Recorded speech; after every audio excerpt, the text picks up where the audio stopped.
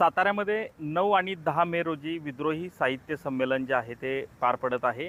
याची जय्यत अशी तयारी कला वाणिज्य मैदानावर सुरू असल्याचं एकूणच पाहायला मिळत आहे. या संमेलनाला विद्रोही चळवळीशी निगडीत अनेक मान्यवर आपली उपस्थिती दर्शवणार आहेत.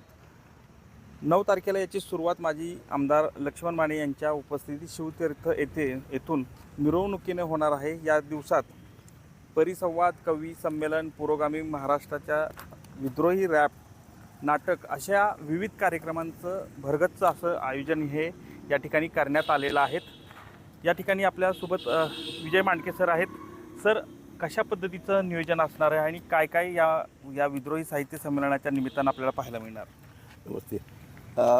या 15व्या विद्रोही साहित्य संस्कृती संमेलनाच्या उद्घाटक आहेत दिल्लीच्या JNUच्या प्राध्यापिका आणि रांचीच्या एका विद्यापीठाच्या माजी कुलगुरू डॉक्टर सोना झरिया मीन्स, आणि अध्यक्ष आहेत प्रख्यात लोकशाहीर संभाजी भगत, आणि स्वागताध्यक्ष म्हणून ज्येष्ठ विचारवंत साळुंखे आहेत, आणि सहस्वागताध्यक्ष आणि संयोजन समितीचे अध्यक्ष म्हणून हबप डॉक्टर सुहास महाराज फडतरे आहेत.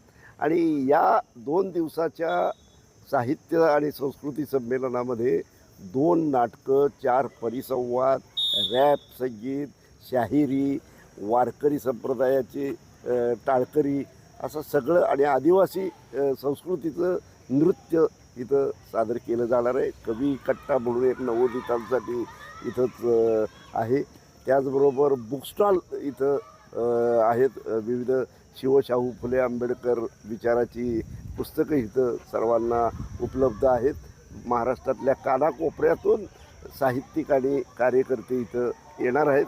आणि या कला वाणिज्य महाविद्यालयाच्या प्रांगणात हा असा मंडप उभारलेला आहे.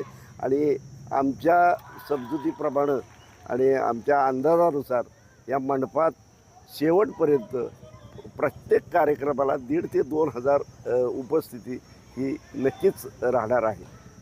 नक्कीच. खरं तर 1,500 ते 2,000 लोकांची उपस्थिती ह्या प्रत्येक या ठिकाणी हे जे 2 दिवस कार्यक्रम असणार आहेत या कार्यक्रमाला उपस्थिती राहणार आहे. त्यामुळं मोठ्या संख्येनं महाराष्ट्रातून साहित्यिकांची उपस्थिती या विद्रोही साहित्य संमेलनाला पाहायला मिळणार असल्याचं एकूणच पाहायला मिळतं आहे.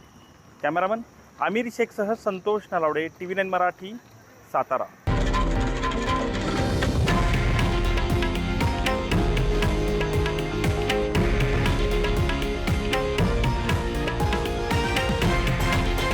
हे आहे देशातील नंबर 1 न्यूज नेटवर्क आणि आपण पाहत आहात TV9 मराठी, एकमेव.